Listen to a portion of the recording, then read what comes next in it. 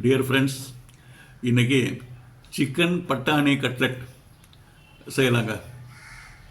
இதுக்கு தேவையான பொருட்கள் உருளைக்கிழங்கு, ஊற வச்ச உளுந்து, சின்ன பீஸஸாக இருக்கிற சின்ன பீஸ் சிக்கன், சின்ன சின்ன பீஸாக பண்ணிடுங்க, சின்ன சின்ன பீஸ் பட்டாணி, அரிசி மாவு, மிளகு பொடி, பிரியாணி பொடி. சிக்கன்றனால கொஞ்சம் பிரியாணி பொடி போட்டால் கொஞ்சம் வாசனை நல்லாயிருக்கும்.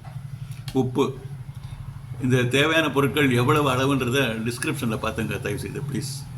இங்கே உருளைக்கிழங்கையும் பட்டாணியும் குக்கரில் போட்டு ஒரு விசிலுக்கு வேக வச்சு எடுத்துடலாங்க.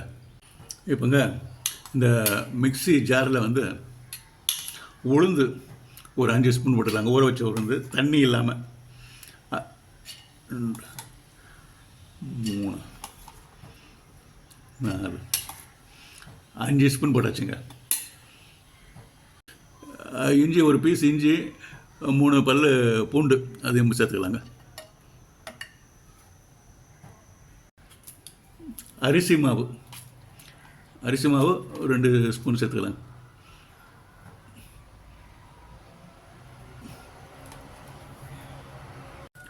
சால்ட்டு போட்டுக்கலாங்க. மிளகு பொடி பெரிய ஸ்பூனில் 2 ஸ்பூன் சேர்த்துக்கலாம். இது சின்ன ஸ்பூனு.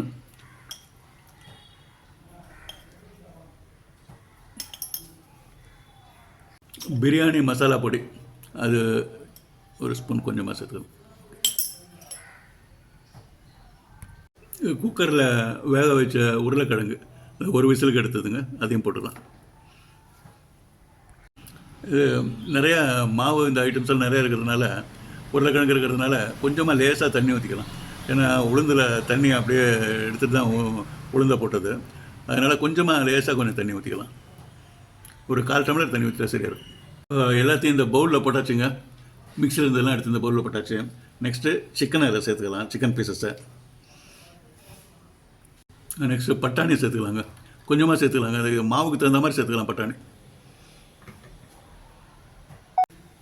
கொஞ்சமாக சீரகம் சேர்த்துக்கலாங்க. இல்லை ஆப்ஷன் தான் சீரகம், வேணுன்றவங்க சேர்த்துக்கலாம்.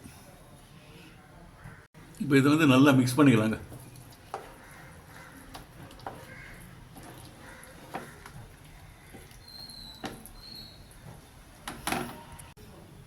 மாவு கொஞ்சம் லூஸாக இருக்கிறதுனால கொஞ்சம் அரிசி மாவு சேர்த்துக்கலாங்க. 1 ஸ்பூன் கொஞ்சம் சேர்த்துக்கலாம் மேலோட.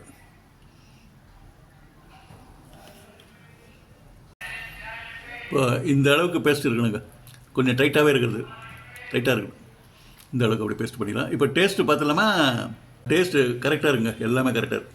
ஓகே, அடுப்பில் தவா வச்சுட்டுங்க, ஒவ்வொன்றா போட்டு எடுத்துடலாங்க. அப்படியே ஒவ்வொன்றா போட்டு எடுத்துடலாங்க.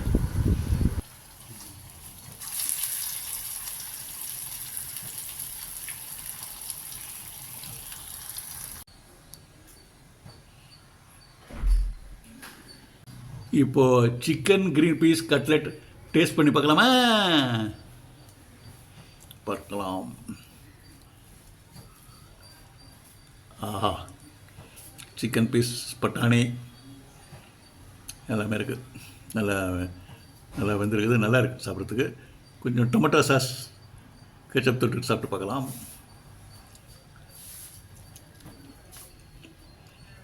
அப்பா,